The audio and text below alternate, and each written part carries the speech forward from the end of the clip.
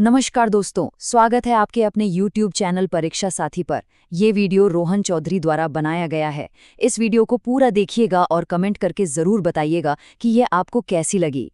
तो आज हम लोग भारतीय संविधान की दुनिया में गोता लगाने वाले हैं और समझने वाले हैं कुछ ऐसे सबसे ज़रूरी आर्टिकल्स को जो हमारे देश की नींव हैं। तो सबसे पहले ये समझना बहुत ज़रूरी है कि आखिर ये संविधान या कॉन्स्टिट्यूशन है क्या चीज़। ज़रा सोचिए, ये किसी भी देश के लिए सबसे बड़ी रूल बुक है। यही वो किताब है जो बताती है कि देश चलेगा कैसे, सरकार कैसे काम करेगी और हम नागरिकों के क्या अधिकार होंगे।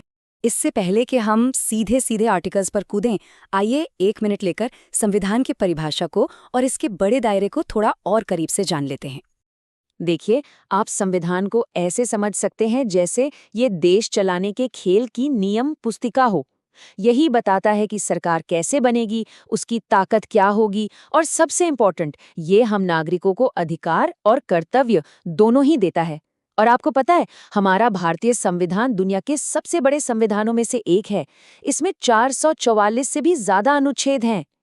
तो अब जब हम बेसिक समझ गए हैं, तो चलिए अब सीधा उन अनुच्छेदों पर फोकस करते हैं जो परीक्षाओं में बार बार आते हैं और जो असल में भारत की पूरी व्यवस्था की रीढ़ की हड्डी हैं। अच्छा, सबसे पहले बात करते हैं उन अनुच्छेदों की जो सीधे सीधे हम नागरिकों से जुड़े हैं। देखिए, अनुच्छेद 5 से 11 ये तय करते हैं कि कौन भारत का नागरिक होगा। इसके ठीक बाद आते हैं अनुच्छेद 12 से 35 जो हमें हमारे मौलिक अधिकार मतलब फंडामेंटल राइट्स देते हैं।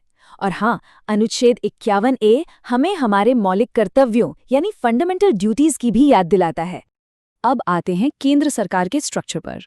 अनुच्छेद 52 से 73 हमें राष्ट्रपति और उपराष्ट्रपति के पद, उनकी शक्तियों और चुनाव के बारे में सब कुछ बताते हैं। फिर है अनुच्छेद 79 जो संसद के गठन का पूरा खाका तैयार करता है, जिसमें हमारी लोकसभा और राज्यसभा आती हैं। और फिर अनुच्छेद 124 जो हमारे देश के सबसे बड़े कोर्ट यानी सुप्रीम कोर्ट की स्थापना की बात करता है। तो जिस तरह केंद्र की सरकार का ढांचा है, ठीक वैसे ही राज्यों के लिए भी एक पूरी व्यवस्था है। अनुच्छेद 153 से 162 में राज्यपाल के बारे में बताया गया है।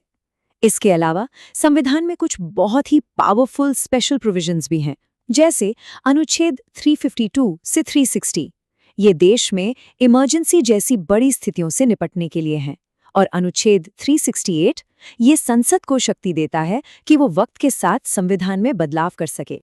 चलिए अब उस सेक्शन पर आते हैं जिसका सबको इंतजार रहता है। कुछ ऐसे सवाल जो सीधे सीधे प्रतियोगी परीक्षाओं में पूछ लिए जाते हैं, बिल्कुल पॉइंट टू पॉइंट। ये एक बहुत ही कॉमन और जरूरी सवाल है। राष्ट्रपति को उनके पद से हटाने की एक प्रक्रिया होती है जिसे महाभियोग या इम्पीचमेंट कहते हैं। तो सवाल ये है कि इसका जिक्र किस अनुच्छेद में है? और इसका सही जवाब है अनुच्छेद 61। इससे तो आप बिल्कुल नोट कर लीजिए, महाभियोग मतलब आर्टिकल 61। ये सवाल कई बार एग्जाम्स में आ चुका है। अगला सवाल, कई बार ऐसा होता है कि किसी बिल पर लोकसभा और राज्यसभा में बात नहीं बन पाती, तब राष्ट्रपति दोनों सदनों की एक जॉइंट सिटिंग बुलाते हैं। तो ये जॉइंट सिटिंग का प्रावधान किस आर्टिकल में है? इसका सही जवाब है अनुच्छेद 108। संसद का संयुक्त अधिवेशन आर्टिकल 108 याद रखिएगा। अब ये एक थोड़ा ट्रिकी सवाल है लेकिन बहुत इंपॉर्टेंट है। संपत्ति का अधिकार यानी राइट टू प्रॉपर्टी पहले एक मौलिक अधिकार हुआ करता था, लेकिन अब नहीं है। तो अब ये किस अनुच्छेद में आता है? सही जवाब है अनुच्छेद 300 क। और ये बात गांठ बांध लीजिए कि अब ये एक मौलिक अधिकार नहीं है, ये बस एक संवैधानिक या कानूनी अधिकार है। देखिए, सिर्फ आर्टिकल का नंबर रट लेना काफी नहीं होता है ना। अगर हम उनके पीछे का असली मतलब समझ लें तो उन्हें याद रखना बहुत आसान हो जाता है। तो चलिए कुछ रियल लाइफ उदाहरणों से समझते हैं। जैसे कि अनुच्छेद 14 को लेते हैं। ये कहता है विधि के समक्ष समानता। अब इसका सीधा सा सरल मतलब ये है कि कानून के लिए कोई बड़ा छोटा अमीर गरीब नहीं है। कानून की नज़र में देश के प्रधानमंत्री हो या फिर एक आम नागरिक, दोनों बिल्कुल एक बराबर हैं। अब बात करते हैं अनुच्छेद 17 की। ये हमारे समाज के लिए एक बहुत ही शक्तिशाली और ज़रूरी आर्टिकल है। ये अस्पृश्यता यानी छुआछूत को पूरी तरह से खत्म करता है। मतलब किसी भी इंसान के साथ उसकी जाति के आधार पर भेदभाव करना या छुआछूत जैसा बर्ताव करना कानूनी जुर्म है, जिसकी सज़ा मिलती है। और एक और बढ़िया उदाहरण है अनुच्छेद 40 का। ये सरकार को एक तरह का निर्देश देता है। ये कहता है कि गांव में ग्राम पंचायतों को बनाया जाए ताकि लोकल लेवल पर लोग अपना शासन खुद चला सके। आज हम जो पंचायती राज सिस्टम देखते हैं ना, उसकी जड़ें इसी आर्टिकल में हैं।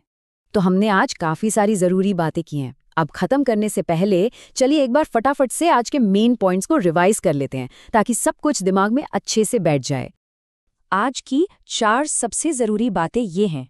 पहली, संविधान देश का सबसे बड़ा कानून है, इससे ऊपर कुछ नहीं। दूसरी, अनुच्छेद 12 से 35 तक जो मौलिक अधिकार हैं वो हम नागरिकों के लिए एक सुरक्षा कवच की तरह हैं। तीसरी, अनुच्छेद 356 के तहत राज्यों में राष्ट्रपति शासन तब लगता है जब वहां का सिस्टम फेल हो जाता है। और चौथी, अनुच्छेद 368 हमारी संसद को ये ताकत देता है कि वो संविधान में जरूरी बदलाव कर सके। तो इतनी सारी बातचीत के बाद एक सवाल दिमाग में आता है, और ये सवाल मैं आपके लिए छोड़ रही हूँ। आपको क्या लगता है, आज के समय में हमारे भारत के लिए संविधान का कौन सा अनुच्छेद सबसे ज्यादा मायने रखता है, सबसे ज्यादा प्रासंगिक है? जरा सोचिएगा और अपने विचार नीचे कमेंट्स में जरूर बताइएगा। ये वीडियो रोहन चौधरी द्वारा बनाया गया है। अगर वीडियो पसंद आया हो तो चैनल को सब्सक्राइब करना और वीडियो को शेयर करना बिल्कुल ना भूलें। देखने के लिए बहुत बहुत धन्यवाद।